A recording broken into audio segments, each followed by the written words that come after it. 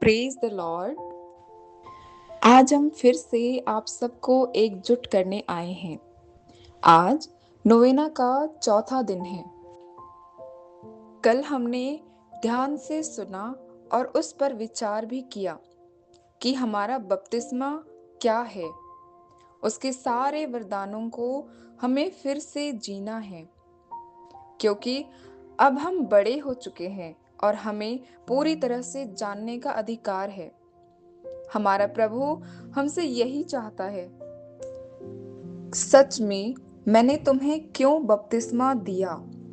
मैंने तुम्हें अपना बना लिया।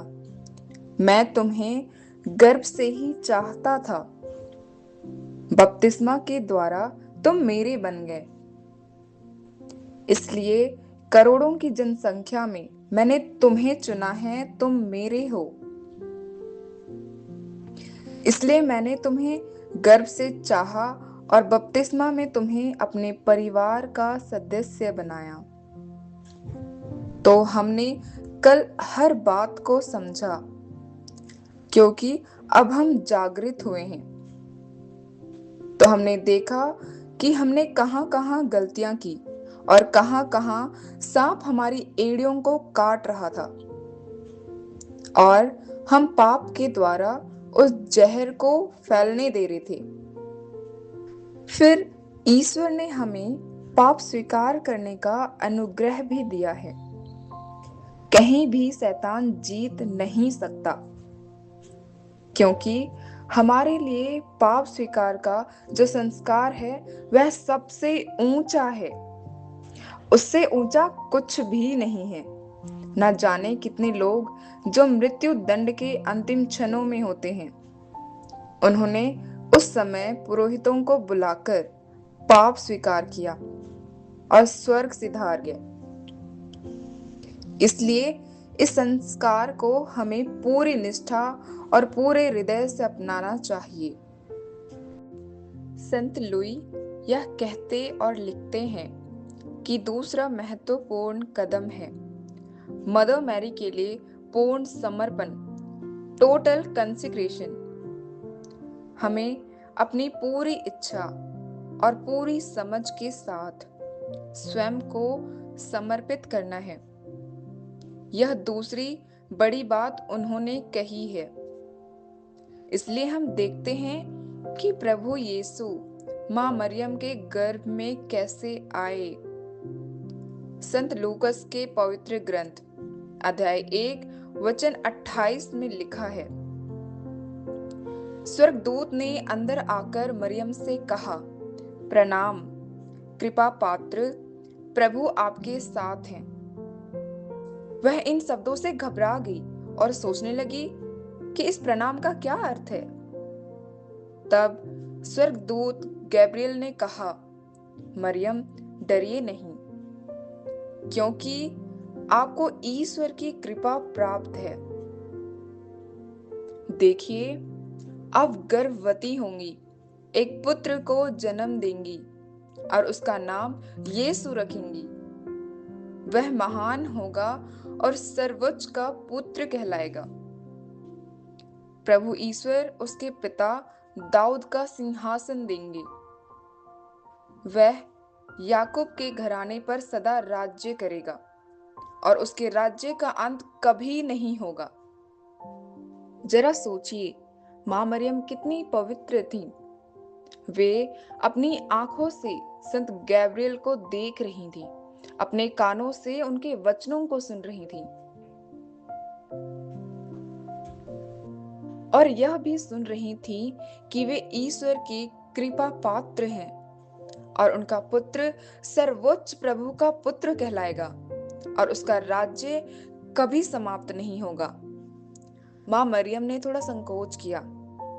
तब स्वर्गदूत ने उत्तर दिया, पवित्र आत्मा आप पर उतरेगा और सर्वोच्च की शक्ति की छाया आप पर पड़ेगी। इसलिए जो आपसे उत्पन्न होगा वह पवित्र होगा और ईश्वर का पुत्र कहलाएगा। ईश्वर हमारी इच्छा के बिना कुछ भी नहीं करना चाहते। जैसे एक पिता अपने बच्चों के साथ मिलकर कार्य करता है, वैसे ही हमारा स्वर्गीय पिता है। उन्होंने अपना संदेश संत गैब्रियल को दिया और एक गैब्रियल ने आकर मां मरियम को सम्मान पूर्वक ईश्वर की इच्छा बताई। क्या ईश्वर को मां मरियम के गर्भ में आने की आवश्यकता थी? जिन्होंने पूरे ब्रह्मांड की रचना की, क्या उन्हें मनुष्य बनकर आने के लिए किसी कोख की आवश्यकता थी? फिर भी उन्होंने मां मरियम के गर्भ में मनुष्य रूप धारण किया। इससे हमें पता चलता है कि वे पूर्ण पवित्रता चाहते थे। जैसा कहा गया है, पवित्र बनो क्योंकि तुम्हारा पिता पवित्र है। प्रभु यीशु 9 महीने तक मां मरियम के गर्भ में रहे। उन्होंने उनका दूध पिया, उनसे परवरिश पाई। उन्होंने उन्हें सुलाया, खिलाया और प्रेम से उनका पालन पोषण किया। यदि यह पूर्ण समर्पण नहीं है तो फिर क्या है? प्रभु यीशु ने अपनी सार्वजनिक सेवा शुरू करने से पहले 30 वर्ष मां मरियम और संत यूसुफ के साथ बिताए। संत यूसुफ ने पिता के समान उनकी परवरिश की। 30 वर्ष कोई छोटी अवधि नहीं है, यह पूर्ण समर्पण का समय था। इसी कारण संत लुई मोंटफोर्ट ने पूरे समर्पण के बारे में लिखा। जब कोई पुरोहित या नन बनता है तो वह 3 प्रतिज्ञाएं लेता है: गरीबी, पवित्रता और आज्ञाकारिता। फिर भी संत लुई मोंटफोर्ट ने अनुभव किया कि अभी भी पूर्ण समर्पण बाकी है। उन्होंने समझा कि जैसे प्रभु यीशु ने स्वयं को पूर्ण रूप से मां मरियम को सौंपा, वैसे ही हमें भी करना चाहिए। इसलिए उन्होंने अपनी सारी सोच, अपनी सारी इच्छाएं, अपने सारे अनुभव, अपने सारे दुख और सुख, सब कुछ मां मरियम को समर्पित कर दिया। यह पूर्ण समर्पण कितना अद्भुत है। मेरे पास कुछ भी नहीं है, मैंने सब कुछ दे दिया है, यहाँ तक कि अपनी प्रार्थनाएं भी। यदि मेरे परिवार में कोई बीमार हो या जरूरतमंद हो, तो मेरी हर एक प्रार्थनाएं मां मरियम के खजाने में चली जाएंगी। इस दुविधा को मैं कैसे हल करूं? इसका अर्थ है कि जब मैं ईश्वर के सामने खड़ी रहूंगी तो मेरे पास अपना कुछ भी नहीं होगा, क्योंकि मैंने सब कुछ समर्पित कर दिया है। यह विचार संत लुई मोंटफोर्ट को भी आया। उन्होंने सोचा, मैं स्वर्ग कैसे जाऊंगा? मेरे पास अपना कुछ भी नहीं है, मैंने सब कुछ दे दिया है। जैसे कोई धनी व्यक्ति अपनी सारी संपत्ति दे दे और खाली हाथ खड़ा रह जाए। यह विचार डरावना लग सकता है। आप भी इस समय सोच में पड़े होंगे, मैं भी सोच में पड़ी हूं। लेकिन एक बात मुझे समझ आई, जिस प्रभु ने 6 दिनों में पूरी सृष्टि बनाई, वही प्रभु मां मरियम के गर्भ में रहने आए। इसमें अवश्य कोई महान रहस्य है। इसे समझने के लिए हम कल तक प्रतीक्षा करेंगे। आज हम इस विचार को यहीं छोड़ते हैं। स्वर्ग के दरबार के दूतों, नबियों और संतों के सामने माता मरियम, मैं आज आपको अपनी मां और रानी स्वीकार करती हूँ। मैं आपको आपके सेवक के रूप में अपना शरीर और आत्मा, अपना सब कुछ, अंदर और बाहर दोनों, और यहाँ तक कि मेरे सभी अच्छे कर्मों के फलों को, अतीत, वर्तमान और भविष्य, सब सौंपती हूँ। और आपको, मुझे और जो कुछ भी मेरा है, उसे बिना किसी अपवाद के आपकी अच्छी मर्जी के अनुसार ईश्वर की महान महिमा के लिए समय और अनंत काल तक विजय पाने का पूरा और पूर्ण अधिकार देती हूँ।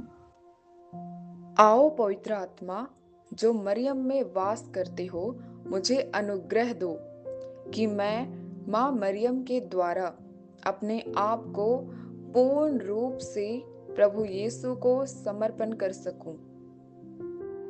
क्रिस्त में प्यारे भाई और बहनों, जब हम अपने आप को, अपने पल्ली को माँ मरियम के विमल हृदय पर समर्पित करने के लिए 33 दिन का इस प्रार्थना में जुड़े हैं, हम प्रभु की आशीष मांगे। ईश्वर आप सबको माँ मरियम के मध्यस्थ द्वारा पिता, पुत्र और पवित्र आत्मा के नाम पर आशीष प्रदान करे।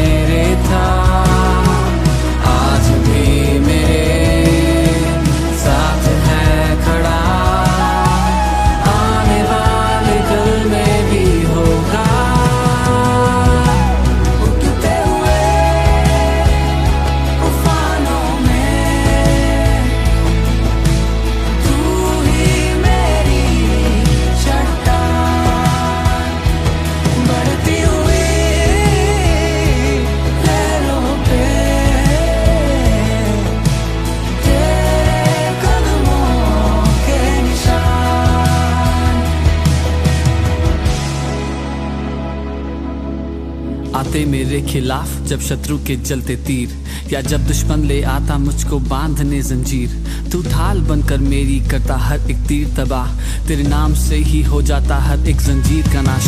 महामारी, जादू, टोना या जो कुछ भी दुनिया में हो, मुझे छू भी सके मेरे पास भी आए, जब तू है तो अनहोना। मैंने देखा परखा जान लिया, तुझको मैंने अपना मान लिया, तेरे होते हुए मुझे आज भी आए, ऐसा होने ना दे तूने ठान लिया। ईमान भी तू, चट्टान भी तू, मेरा दिल और मेरी जान भी तू, तूने दे दी जो जीत मुझे बजे उस जश्न का ऐलान भी दूं। मैं गाऊंगा, चिल्लाऊंगा, जी भर के खुशी मनाऊंगा, लहरों पे चलते कदमों के निशान तेरे मेरी शान। बीमारी रे तेरा सर झुका, मुझ पर तेरा बस ना चल सका। ऐसा कोई शस्त्र ना बना जो कर सकेगा मेरा सामना। बीमारी रे तेरा सर झुका, मुझ पर तेरा बस ना चल सका। ऐसा कोई शस्त्र ना बना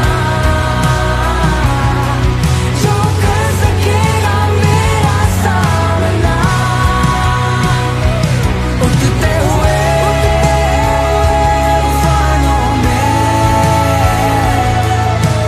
तू ही मेरी चट्टान, बढ़ती हुई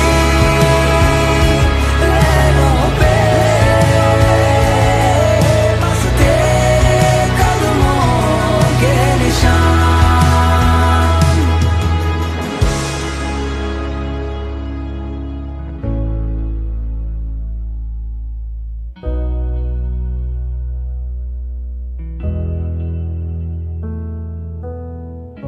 मेरा भरोसा तुझ पे खड़ा है, मेरा विश्वास तुझ